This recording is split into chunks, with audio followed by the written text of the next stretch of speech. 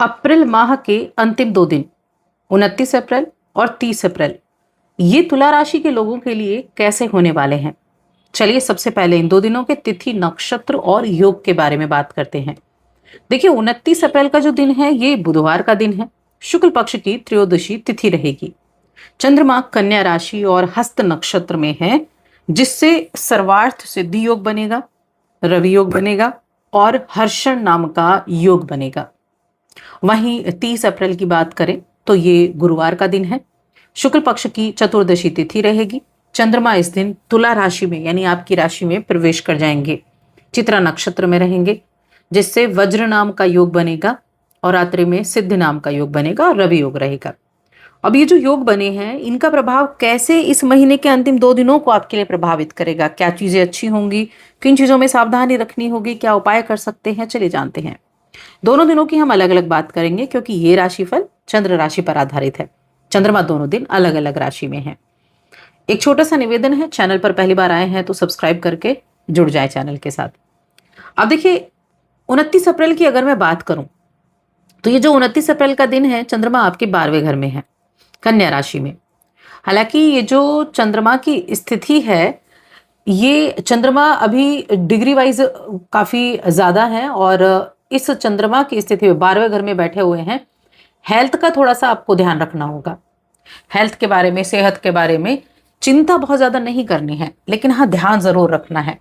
खाने पीने की चीजों पर अपने रूटीन को अच्छे से फॉलो करें। अगर पहले से कुछ हेल्थ प्रॉब्लम चल रही है तो आपको उसमें थोड़ा अपना जो मेडिसिन वगैरह है वो टाइम से लेते रहेंगे तो अच्छा रहेगा। क्योंकि अगर आप अच्छा रूटीन फॉलो नहीं करेंगे, देखिए सही रवैया ही आपको उस चीज़ों से उभार सकता है, ठीक है ना। अगर आप चीज़ों को मिस करें या अवॉइड कर दें तो वो आपको तकलीफ देने लग जाती हैं। तो इसलिए थोड़ा सा ध्यान रखने की आवश्यकता है, क्योंकि 12वें घर के चंद्रमा कहीं ना कहीं थोड़ा सा डिस्टर्ब तो करते हैं। कन्या राशि में है ऊपर से। अब ये जो तुला राशि के जातक हैं इनके लिए हम देखें तो 10वें घर का स्वामी 12वें में गया है, तो कामकाज के लिहाज से देखा जाए तो कुछ चीज़ों के लिए ये ठीक रहने वाला है। हाँ, लोन वगैरह आप ना लें, उसके लिए मैं कहूँगी थोड़ा सा आपको वेट करना होगा जब तक चंद्रमा यहाँ है। चंद्रमा यहाँ से अपनी आपकी राशि में आ जाएंगे यानी कि 30 अप्रैल, तब आपके लिए अच्छा रहेगा। तो आज का दिन लोन वगैरह के लिए अच्छा नहीं है। अगर आप अपने किसी भी निश्चय पर अटल रहें और जहाँ पहुँचना आप चाहते हैं वहाँ पहुँच सकते हैं। यानी कि आपने अपने मन में एक अपना टारगेट बना रखा है कि मुझे ये अचीव करना है, कुछ भी हो जाए मुझे ये मेहनत करके अचीव करना है, तो उसको पाने के लिए आपके पास कोई जादुई छड़ी नहीं है। अगर आप उस कार्य को करने के लिए कड़ी मेहनत करेंगे, पूरी कोशिश करेंगे, तब हाँ वो फिर आपके लिए जादू की छड़ी है, आपकी मेहनत, तो आपको सफलता जरूर मिलेगी। किसी भी चीज से घबरा कर पीछे हटने की बजाय अपने काम पर पूरा फोकस।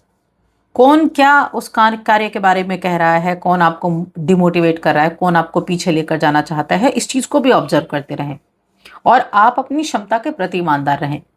देखिए नए नए क्षेत्रों में आपकी रुचि बनेगी, नई नई चीजों को आप करना चाहेंगे, नई नई चीजों को आप देखना चाहेंगे। तो ये जो आपकी रुचि बनेगी, बहुत से लोग होंगे जो आपको उनसे भटकाने का कार्य भी करेंगे।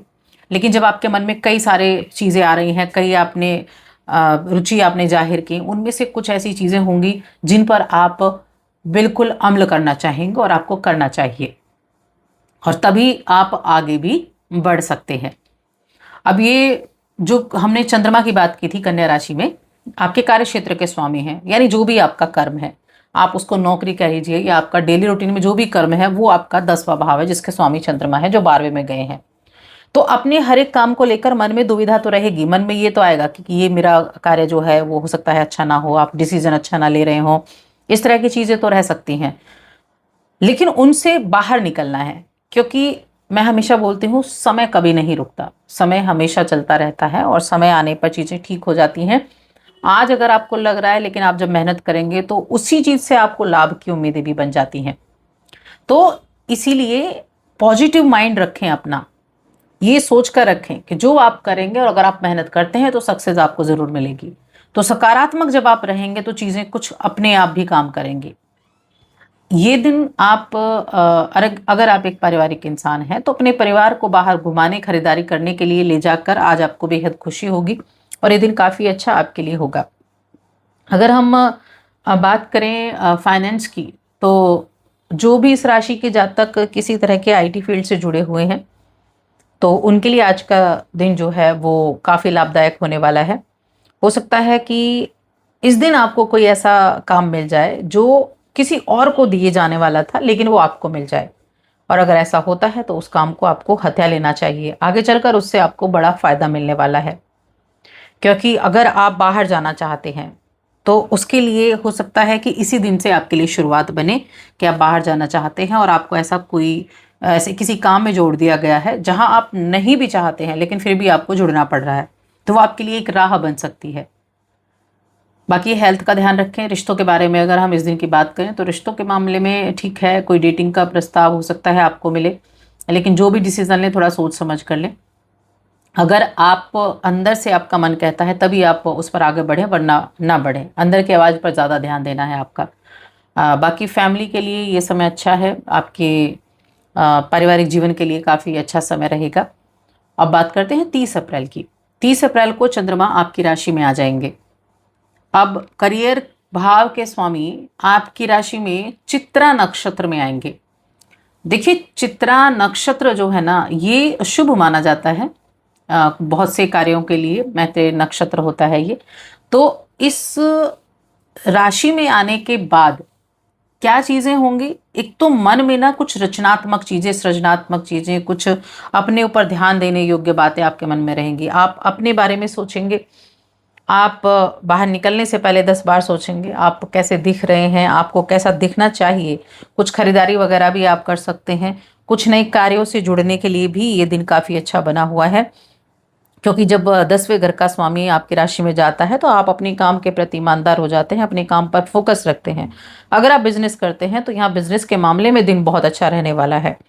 आप कपड़ों से जुड़ा हुआ व्यवसाय करते हैं, आप एंटीक से जुड़ा, ज्वेलरी से जुड़ा व्यवसाय करते हैं, तो आपके लिए अच्छा है। आप सौंदर्य से जुड़ा हुआ, ब्यूटी प्रोडक्ट से जुड़ा काम करते हैं तो आपके लिए काफ़ी बेहतर रहने वाला है। सामने सूर्य बैठे हुए हैं चंद्रमा के, और चंद्रमा की जो दृष्टि है वो सप्तम भाव पर है। सामने बैठे सूर्य की दृष्टि आपकी राशि पर है।